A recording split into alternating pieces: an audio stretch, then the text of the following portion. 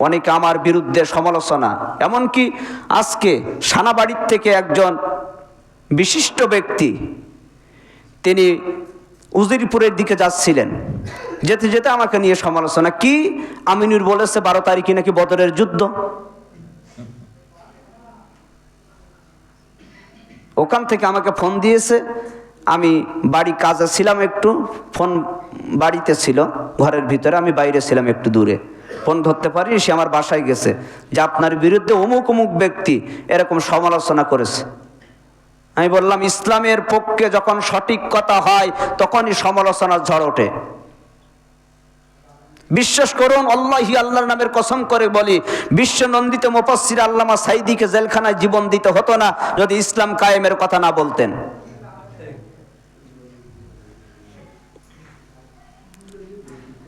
যারা আমাকে নিয়ে সমালোচনা করেছেন বিভিন্ন জায়গায়, এই কথাটা তিলকে তাল বানিয়ে ছড়িয়েছেন, আমি আজকেও তাদেরকে বলছি, হ্যাঁ, বদরের যুদ্ধের পরিবেশ কেমন ছিল? পিতা তার সন্তানের বিরুদ্ধে ইসলামের পক্ষ নিয়ে যুদ্ধ করেছে, সন্তান তার পিতার বিরুদ্ধে ইসলামের পক্ষ নিয়ে ইসলাম বিজয়ের জন্য যুদ্ধ করেছে। ওটা ছিল তরবারি যুদ্ধ, এটা ব্যালট যুদ্ধ।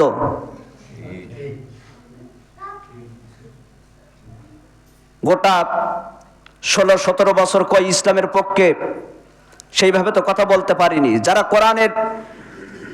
কোরআন শিক্ষার মজলিস থেকে উঠিয়ে নিয়ে যাচ্ছে, জঙ্গিবাদের ট্রেনিং হচ্ছে, বম্বিং কিভাবে করবে তার ট্রেনিং হচ্ছে, একটা কথা বলার মতো সুযোগ পাওয়া যায়নি। যদি ইসলাম বিরোধীরা আবার ক্ষমতায় আসে, তাহলে 12 তারিখের পরের থেকে আবার চূড়ান্ত সিদ্ধান্ত আমি বলে দিলাম, ইসলাম থাকবে কি থাকবে না তার একটা চূড়ান্ত ফয়সালা হয়ে যাবে। কারণ তাদের কথাবার্তা, তাদের আচার আচরণে যেটা দেখতেছি, আলেম ওলামা বিদ্বেষী গন্ধ তাদের মুখ থেকে ছড়াচ্ছে।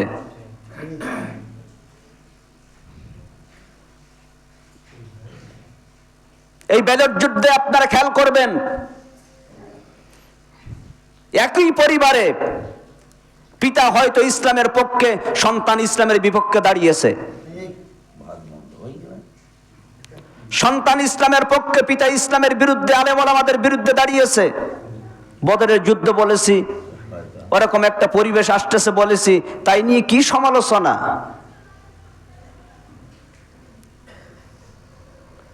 রাসূল করিম সাল্লাল্লাহু আলাইহি ওয়াসাল্লামের একজন সাহাবী, নাম আবু উবাইদা। নাম কি? নাম শুনেছেন না এর আগে? শুনেছেন কেউ? নবী করিম সাল্লাল্লাহু আলাইহি ওয়াসাল্লামের একজন জলাল, খুবই কাছের সাহাবী, জলিল কদর সাহাবী, নাম আবু উবাইদা। তিনি এই বদরের যুদ্ধের দিনে, আবু উবাইদা ইসলাম ধর্ম গ্রহণ করেছেন বদরের যুদ্ধের আগে। পিতা তখন ইসলাম গ্রহণ করেন নাই, কাফের ছিলেন। বদরের যুদ্ধে পিতা তরবারি ধরেছে কাফেরদের পক্ষে, সন্তান আবু উবাইদা তরবারি ধরেছে ইসলামের পক্ষে। হযরত আবু উবাইদা রাদিয়াল্লাহু তাআলা আনহুর তরবারির সামনে পিতা এসেছে, পিতা কাফের। আমরা হলে কি করতাম?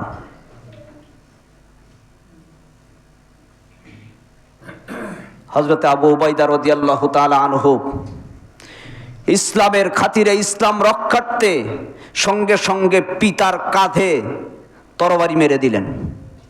পিতা ওখানেই জমিনে পড়ে দুনিয়ার থেকে বিদায় নিয়ে চলে গেল। আমি এই কথা বলেছি বলে আপনারা সমালোচনা করেন এই বরেয়াত থেকে, তাহলে আমার মুসল্লিরাই তো ছড়িয়ে আমার তেঁতুলিয়ায় পাঠিয়েছে। আবার একটা কথা শুনলাম, তেঁতুলিয়া বাজারে গতকালকে সকালবেলায় যখন আমি যাচ্ছি, আমার তেঁতুলিয়ার ওই পশ্চিম পাড়ার দিকে বাড়ি, মোটরসাইকেল চালায় একজন ড্রাইভার, আমাকে ডাক দিয়ে বলছে, আমি শোনো। কি বলছে? তোমাকে নিয়ে চায়ের দোকানে সমালোচনা হচ্ছিল, তুমি নাকি বলেছো যে দাড়িপাল্লায় যারা ভোট দেবে না তারা মুনাফিক। আচ্ছা, আপনারা বলেন, এই মসজিদের মধ্যে কোনো খুতবায় আমি কি এমন কথা বলেছি যে দাড়িপাল্লায় যারা ভোট দেবে না তারা মুনাফিক? বলতে পারবেন কেউ? আর যদি বলে থাকি তাহলে বলেন। আমি বলেছি কি, ওয়াইদা কিলা লাহুম তাআলাউ ইলা মা আনজালাল্লাহু ওয়া ইলার রাসূল রাআইতাল মুনাফিকিনা ইয়াসুদ্দুনা আনকা সুদুদা। আল্লাহ তাআলা বলেছেন যখন তাদেরকে ডাকা হয় আল্লাহর বিধান এবং রাসূলের দেখানো পথের দিকে, তাই বলেছি তো। আল্লাহ তাআলা বলেছেন দেখবেন যখন আল্লাহর পথের দিকে, রাসূলের দেখানো পথের দিকে, আল্লাহর নাজিলকৃত কিতাবের বিধানের দিকে যখন মানুষদেরকে ডাকা হয়, ইমানদার বলে ঘোষণা দিলে কি হবে? হে রাসূল আপনি দেখবেন রাআইতাল মুনাফিকিনা ইয়াসুদ্দুনা আনকা সুদুদা, কেবলমাত্র শুধুমাত্র মুনাফিক যারা তারা পাশ কাটিয়ে চলে যাবে, তারা আল্লাহর কোরআন আর রাসূলের সুন্নাহর দিকে তারা কখন আসতে চাইবে না। আমি বলেছি না আল্লাহ বলেছেন? এটা সূরা আন-নিসার আয়াত।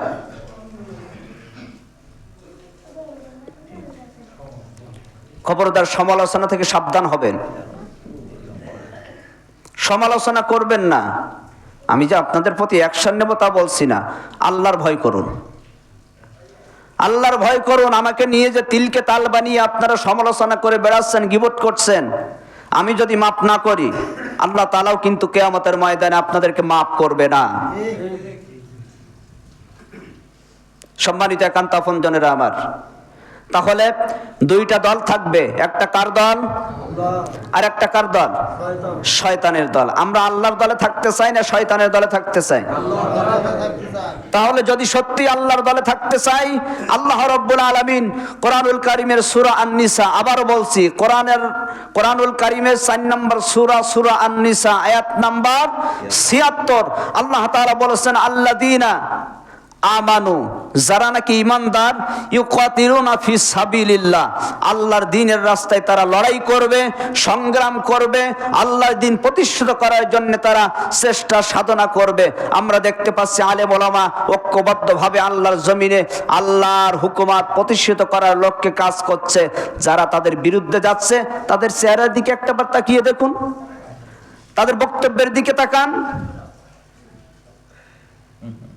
ইসলাম বিদ্বেষী গন্ধ বাহির হয়। আপনি মুসলমানের সন্তান হয়ে আলেম ওলামাদের পক্ষে না নিয়ে তাদের পক্ষ নিচ্ছেন, আপনার একটু লজ্জা হওয়া উচিত। আর আল্লাহর দলের মানুষ বলবেন আমি আল্লাহর বান্দা।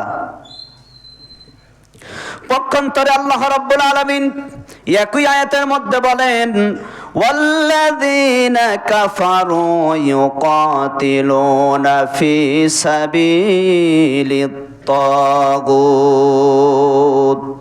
রব্বুল আলামিন বলেন এবং যারা অবিশ্বাসী, যারা ঈমানদার না, মুখে মুখে ঈমানদার বলে দাবি করলে ঈমানদার হওয়া যায় না। সূরা আল বাকারা আল্লাহ তাআলা বলেন ওয়ামিনান নাসি মান ইয়াকুলু আমান্না বিল্লাহি ওয়া বিল ইয়াউমিল আখিরি ওয়া মা হুম বিমুমিনিন। আল্লাহ তাআলা বলেছেন যে মানুষের মধ্যে এমনও মানুষ আছে যারা বলে আমরা ঈমানদার, আল্লাহর প্রতি বিশ্বাস করি, আখিরাতের প্রতি আমাদের বিশ্বাস আছে। যখন তারা এই ঘোষণা দেয় আল্লাহ তাআলা বলেন ওয়া মা হুম বিমুমিনিন, এরা মুমিন না, এরা ঈমানদার না। যদি ঈমানদার বলে দাবি করার পরেও যদি তাগুতের পথে আপনার লড়াই হয়, তাগুতের পথে আপনার সংগ্রাম হয়, আল্লাহর দ্বীন ব্যতীত অন্য কোন মানব রচিত মতবাদকে প্রতিষ্ঠিত করার লক্ষ্যে যদি আপনার কর্মকাণ্ডে আপনার জীবনের সমস্ত সবকিছু উজাড় করে দিয়ে সেটাই আঞ্জাম দেওয়ার জন্য আপনি প্রচেষ্টা করেন, 1000 যদি আপনি ঈমানদার বলে দাবি করেন, আল্লাহর কোরআন বলছে আপনি ঈমানদার না। আল্লাহ তাআলা বলেছেন ওয়াল্লাযীনা, এবং যাহারা কাফারু, অস্বীকার করে, অবিশ্বাসী, ইউকাতিলুনা ফি সাবিলিত তাগুত, তারা তাগুতের পথে সংগ্রাম করে। আমি এর আগেও তাগুতের সংজ্ঞা দিয়েছি, এক কথায় বলে দিচ্ছি, তাগুত তো তারা কোরআন এবং সুন্নাহর বাইরে যারা তাদের ব্যক্তিগত জীবন, পারিবারিক জীবন, সামাজিক জীবন, রাজনৈতিক অঙ্গন, আন্তর্জাতিক জীবন যা কিছু পরিচালনা করে কোরআন সুন্নাহর বাইরে যদি যায় ওটা তাগুত। আল্লাহ বলেন যারা কাফের তারা তাগুতের পক্ষে, ইসলামের বিরুদ্ধে তারা লড়াই সংগ্রাম করে। তবে শোনো, ফাকাতিলু আউলিয়া আশ-শাইতান ইন্না কাইদাশ শাইতানি কানা দাঈফা। ফাকাতিলু আউলিয়া আশ-শাইতান, সুতরাং তোমরা শয়তানের বন্ধুদের বিরুদ্ধে সংগ্রাম করো। যারা মুমিন তাদেরকে আল্লাহ তাআলা ডাক দিয়ে বলছেন, ও হে তোমরা যারা ঈমান এনেছো, যারা ঈমানদার, তারা আল্লাহর রাস্তায় লড়াই সংগ্রাম করে, জিহাদ করে। সুতরাং তোমরা যারা ঈমানদার বলে দাবি করো, ফাকাতিলু আউলিয়া আশ-শাইতান, তোমরা শয়তানের বন্ধুদের বিরুদ্ধে লড়াই করবে, সংগ্রাম করবে, জিহাদ করবে, চেষ্টা প্রচেষ্টা করবে, ভয় করবে না। ইন্না কাইদাশ শাইতানি কানা দাঈফা, নিশ্চয় শয়তানের চক্রান্ত দাঈফা, অত্যন্ত দুর্বল। বলেছেন কে? ওরা যতই ষড়যন্ত্র করুক না কেন, মনে হবে ইসলাম ডুবিয়ে দিল, আলেম ওলামা থাকবে না, ইসলাম থাকবে না। তাদের ষড়যন্ত্র দেখে চোখে ঝালাপালা লেগে যাবে, চিন্তিত হয়ে যাবে, দুশ্চিন্তাগ্রস্ত হবে। আল্লাহ বললেন দুশ্চিন্তাগ্রস্ত হওয়া যাবে না, চিন্তিত হওয়া যাবে না, তোমাদের কাজ তোমরা চালিয়ে যাবে। ইন্নাল্লাহা লা ইউগাইয়িরু মা বিকওমিন হাত্তা ইউগাইয়িরু মা বিআনফুসিহিম, তোমাদের ভাগ্য পরিবর্তনের চেষ্টা যদি তোমরা করো, আমি আল্লাহ তাআলা তোমাদের ভাগ্যের পরিবর্তন করব। আর যদি ভাগ্যের পরিবর্তন না করো, পরিবর্তন করার চেষ্টা না করো, আমি আল্লাহ কশ্চিন কালেও তোমাদের ভাগ্যের পরিবর্তন করব না। তবে জেনে রেখো, ইন্না কাইদাশ শাইতানি কানা দাঈফা, ওদের চক্রান্ত, ওদের ষড়যন্ত্র দাঈফা, অতি দুর্বল। ঘাবড়াবার কোনো কারণ আছে?